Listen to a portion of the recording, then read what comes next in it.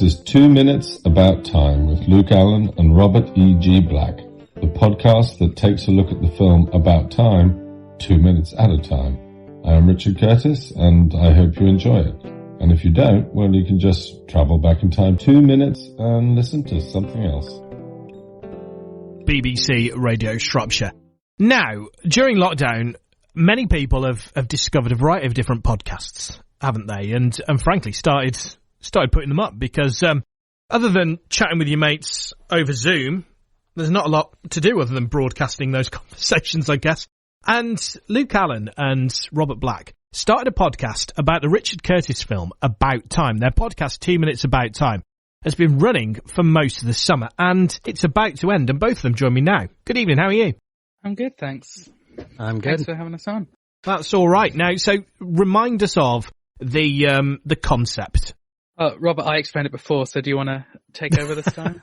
Well, basically, every episode, 3 times a week, we cover 2 minutes of the movie with guests, various guests. We've had filmmakers and other podcasters and friends, and we obsess about strange details, obvious details. We rewrite parts of the film to make it better or worse. And we looked at bad reviews. We had a lot of fun. It's been really fun. And admittedly, like, the whole format probably sounds like really boring. There's not much to talk about, but there's an awful lot. And it's often the film's a conversation starter, and then tangents come along, and it's just nice. And there's always a lot to say, even about like scenes where nothing happens. How many episodes is that? We will have, is it 76 total when it's done? I think it's around about that, yeah.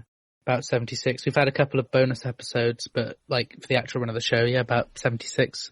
And because each Friday we do only 1 minute, and then we go back to one of the previous minutes from the film. Okay. Now remind us how you two met, because Luke, you're in Telford, Robert, you're in LA, aren't you? Yes. Yeah.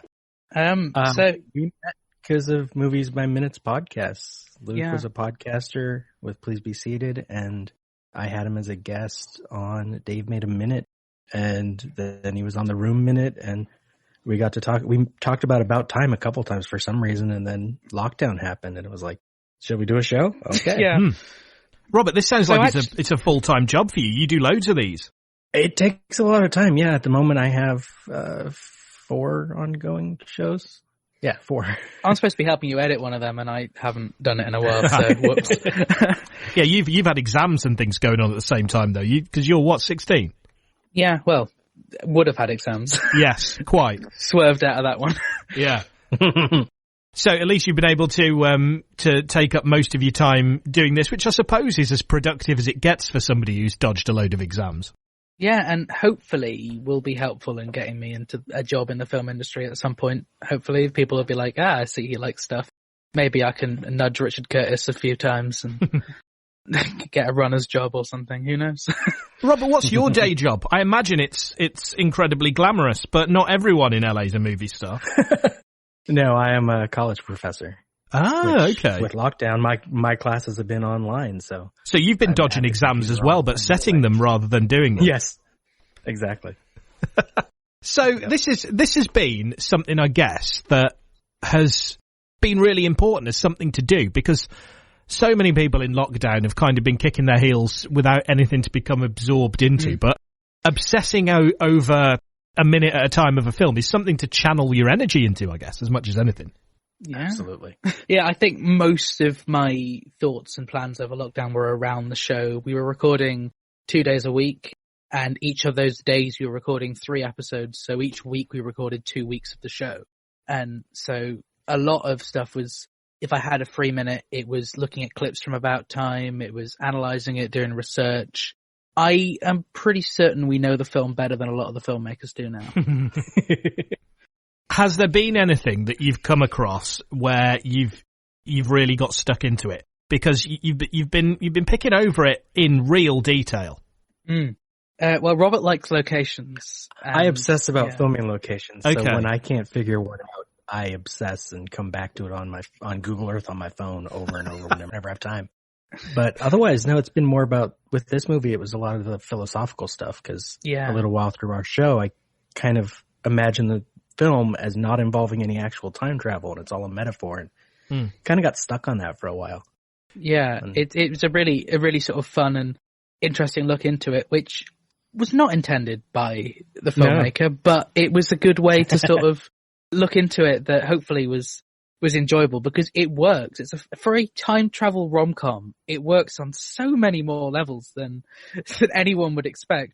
A lot of people we found had watched the film once and didn't actually remember much about it, or some people had watched it and didn't even remember they'd watched it. But 2 or 3 times watching it, they seem to start to have you seen About Time, Mark? Yeah, and it's a film that's quite easy to get deep about, I would imagine, because it's it's about it's about loss, it's about love, it's about death, it's about life, it's about wishing you could do things over again. There's an awful lot that you can get quite philosophical about. And Robert got very deep in Groundhog Day a couple of years back, which is sort of how the time travel thing happened. Because Robert watched Groundhog Day every day for a year and wrote a blog. So Robert was kind of knowledgeable into how much detail you can go into stuff. And then I kind of caught the bug partway through. Never, Robert, can you ever say your students are wasting their time ever again. Because, the stereotype of the university student in England sitting at home watching Neighbours and Countdown, you're there watching Groundhog Day for the 364th time. Yep. No, and I tell them about that too. No. Talk me through some of the guests you've had, because you've had quite a few. Yeah, so we've had some people who were just podcasters. We've got one which we'll announce in a moment. It was amazing to have on.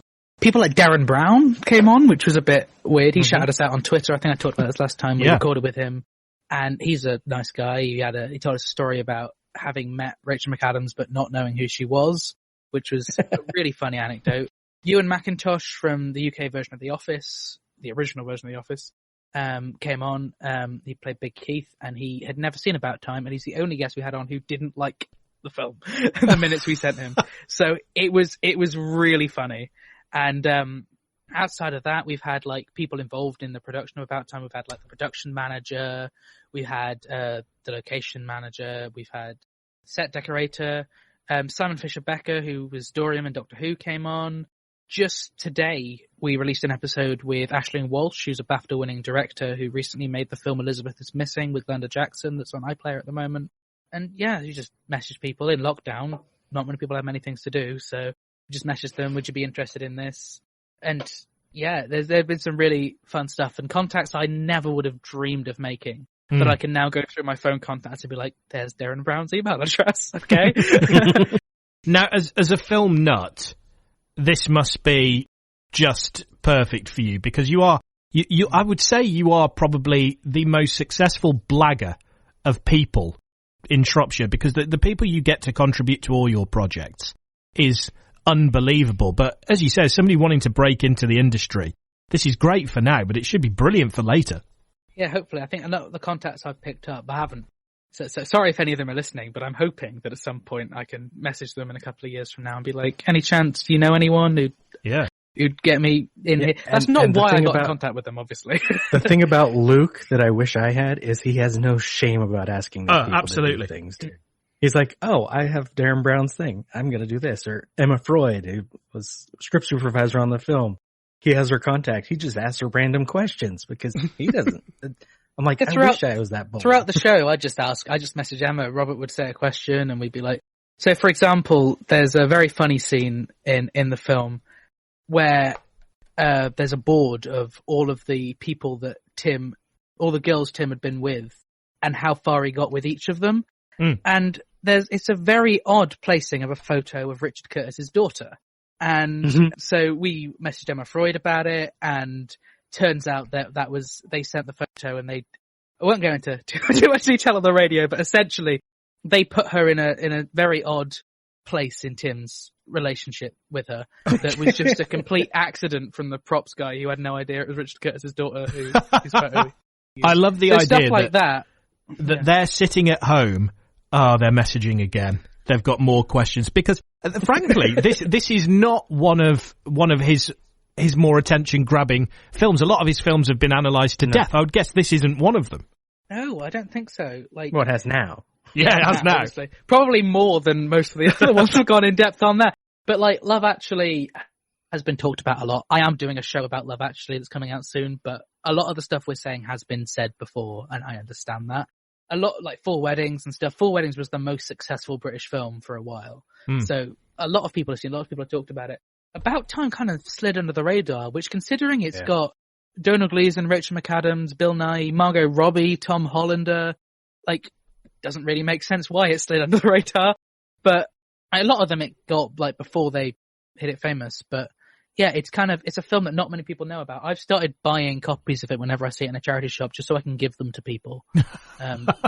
Yeah, it's a lovely, lovely film, and Ewan McIntosh is the only person we've had on the show who didn't like it, and since he only saw 5 minutes, I'm counting that as everyone who I know who's seen it has liked it.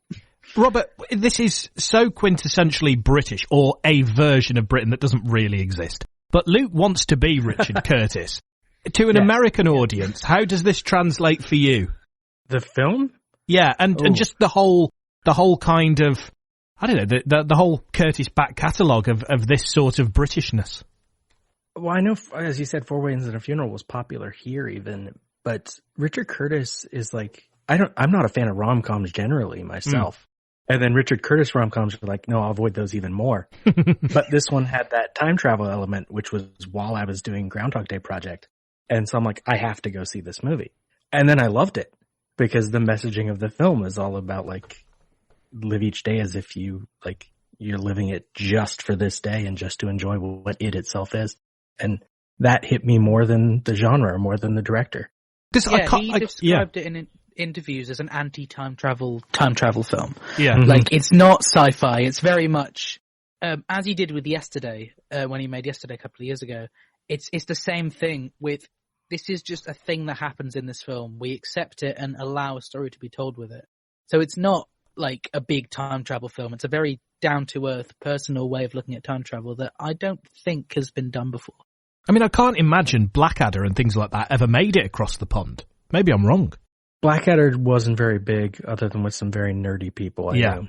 No, that's fair enough. Go on then, make your big announcement. Okay. Do you want me to do it, Robert? Or Yes. Okay, so for the very last episode of the show, which comes out next Friday, our guest is Richard Curtis, like my biggest hero, an amazing guy. And we got to spend half an hour talking with him, and Emma Freud came by for a little bit.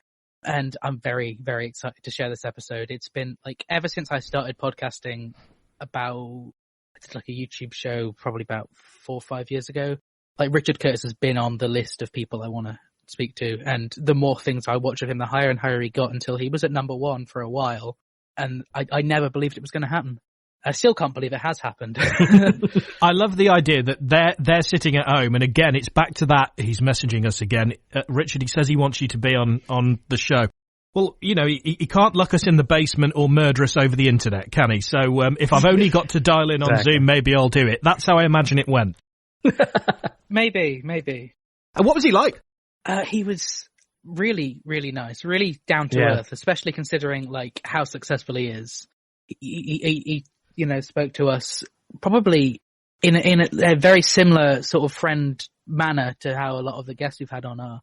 Even sort of more. It was a very comfortable conversation where, to think that actually he had never spoken to us before, we seemed to have that sort of dynamic and that banter, I think, for a while as well, that kind of worked quite well for half an hour. He did say that he's going to try and come back for My Love Actually show, and that he's going to see whether he can invite Keira Knightley on, so that's good. He wants to come back. And Keira Knightley will be the fun episode. Yeah, I can't believe that either. This is just... We didn't frighten him away. Yeah. So, what was it like? Did you put anything to him that maybe you thought, we've been thinking about this, and either one of you wild fan theories or something that you think, Richard, you really should have done this a different way, it would have been so much better? Okay, both a wild fan theory and a very, very weird, specific obsession question. So we asked him about Robert's fan theory about time travel not existing, which he said Robert was clearly more clever than he is, and he'd never thought about any of that. Or I think he said deeper than he is. Oh, there was something. Yeah. It was funny. And we also asked him, there was a weird in-joke on our show that happened with one extra who we wanted to, for some reason, we were like, I wonder what this extra's name is, just as a random passing comment. And then it became very, very hard to find out what this extra's name was. He wasn't credited on IMDb, We thought he was a guy called Graham Curry. Turns out that's not true. We'll get back to that point in a second. So we asked Richard about who this guy was. Obviously, he had no idea, but we had to ask just in case. But this guy we thought, Graham Curry, there were so many lines about him, then random off comments we made about Graham Curry being the real star of About Time, that I then got in touch with the real Graham Curry, who thankfully did not mind this. He recorded a little intro for one of our episodes, and you can now buy the Graham Curry fan club t-shirts off Robert's Lemming Drop Studios merchandise store. So he doesn't even mind having a fan club t-shirt. So big shout out to Graham Curry for not minding us making jokes involving him not being him. It's such a weird thing. And I think that, like, from that episode, which was a couple of weeks ago, I think every other episode, or like every few episodes, we've then brought back a comment about Graham Curry. So the t-shirts are inevitable. When you spoke to Richard Curtis, did he have his camera on, and could you see what his house was like? A little bit. He was in a bit of a corner, but it was nice. It was nice, yeah. Okay. It was very when he came on, he was walking around with us, and he gave us a tour of his kitchen. Nice. He was just getting a drink at the start, and yeah. Like to give somebody a tour of my kitchen, I just turn around. That says all you need to know, that it takes a tour. But yeah, I mean, considering, as I was saying, considering like how successful as a writer he was, I mean, outside of all the films, he was one of the creators of Mr. Bean. Like, that is a massive thing. He was a very, very normal bloke. Which is just nice, because there's such the reputation of people who are successful and not wanting to be involved. That A, through his charity work, and B, just through how nice and supportive he was with the show. Like, for example, before he came on, he recorded a little intro for us near the start of the show of him just introducing the show so we could have his voice at the start of each episode. And then, out of the blue, because I'd asked Emma Freud about whether there was a PDF of the script I could track down, I then get a parcel out of nowhere. Admittedly, they can't see us, so it doesn't matter, I'm holding it, with an actual copy of the script from the office of Richard Curtis and Emma Freud, from Richard to Luke, with love and thanks for such a wonderful podcast series. They tracked down the script from Working Title and sent me a copy of it, which is just amazing. So, like, this is so treasured. Robert, you've seen this man in action close up. You're saying the key to this is just behaving without any shame and just asking and just getting straight into people's DMs. And be nice. Yeah. Luke is also really polite, and he is. You know. So the last episode, kinda. The last episode comes out on Friday. Where can people go? Next Friday. Where can people go back and listen to the whole lot? They can just search for 2 Minutes About Time on they're all up on platforms. any podcatcher. Yeah, iTunes, Spotify. They can find it on your website, can't they? lemondrops.com. They can find a link to it, yeah. Yeah, and yeah, it's so weird to think we're finishing it, because this week we finished covering the film. Like, this Friday's episode is the end credits. We just didn't want to leave it there. There's a nice little surprise at the end of this Friday's episode. It's not boring looking at the end credits. We've got a very fun thing at the end. But like next week, we've got, we bring back several of our former guests, and they all join a Skype call together. We get an online randomizer to randomize a number between 1 and 123, and it just means that they have to watch this one random minute of a film and analyze it having watched it once. And that was really fun. Then we've got a commentary with a couple of the former guests. We do a full commentary on About Time, and then we've got this Richard Curtis one to finish off the last week. It was going to be just me and Robert talking to each other, and then I thought, you know what, I'm going to ask Richard if he'll come on. And yes, yeah, you did. It was the answer, and I believe that he and Emma have listened to a few episodes of the show, which was nice. Amazing. So it must be quite sad when you get to the end, having put so much into it. Yeah, it's weird and possibly slightly easier because we actually finished, outside of those specials, we finished recording the show, 2 months ago? Something like that? Like, it was a while back. But yeah, I'm kind of feeling kind of down about it. Obviously, the Love Actually show that I'm doing at some point with Lara Collier, who you've had on here before, that's a shorter show where we've cut up Love Actually into the days that it takes place in over like December. Okay. So the scenes that say like 2 weeks before Christmas, we'll then look at those scenes in an episode that will be released 2 weeks before Christmas. It's a format that was It was Sean German of the Movie by Minutes, and his team did with, what was the first one they did, Robert? Christmas Vacation. And I think it was, I don't want to butcher anyone's name, but there was a few of them who did it, wasn't there? And I don't want to, do you remember, Robert? Christopher De La Guardia, I think is his name. Yeah. And Sean. Yeah, it's been a while since I listened to it, but I was like, that was the first Movie by Minute show I listened to, was the Christmas Vacation one they did. And so I kind of thought Love Actually would work in that way. So we've done that. We've had each episode for that. We have 2 guests on that have never met each other. So a lot of them are people who've been on 2 Minutes About Time and other stuff. But it's a lot more fun, I found, to have guests who don't know each other, because it kind of stops that cliquiness that you get with too many people who know each other talking, and the listeners will kind of think, I don't get what they're referencing. So the listeners get to know the guests as they get to know each other, which has been quite fun. And I'm trying to think when our first episode of that, it might be like the 20th of October. So quite soon our pilot comes out, and then the actual show starts a month later. But that's just me and Lara. Robert's got all of his other shows that I'm sure he's glad to have the free time away from 2 Minutes About Time now. So, gents, it's brilliant to catch up with you. Well done on it. I'm going to play a little clip in a minute, but it's a fantastic achievement to get all those people involved, and hopefully more people will give it a listen. Thanks. Yeah. It's nice to be able to talk about it. Absolutely. Luke Allen from Telford and Robert E.G. Black from Los Angeles. So they've got Richard Curtis on their podcast about time. So obviously, as I've said, like, you've inspired so much of what I've done as an amateur filmmaker and the amount of films I've watched.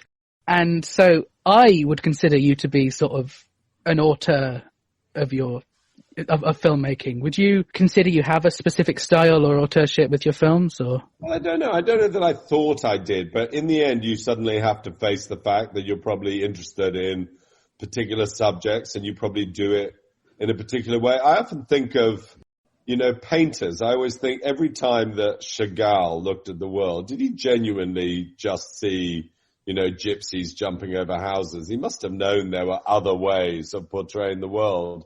But you obviously do get, when you interact with the idea of writing and filming, the same things must come through. So I do feel there's probably a common thread and a common feeling, and the way people talk is probably, similar. So I think auteur might be a bit grand, but I've definitely got, styles and subjects that consistently appeal to me. Richard Curtis speaking at length on the podcast 2 Minutes About Time, which you can search out on all good podcast providers.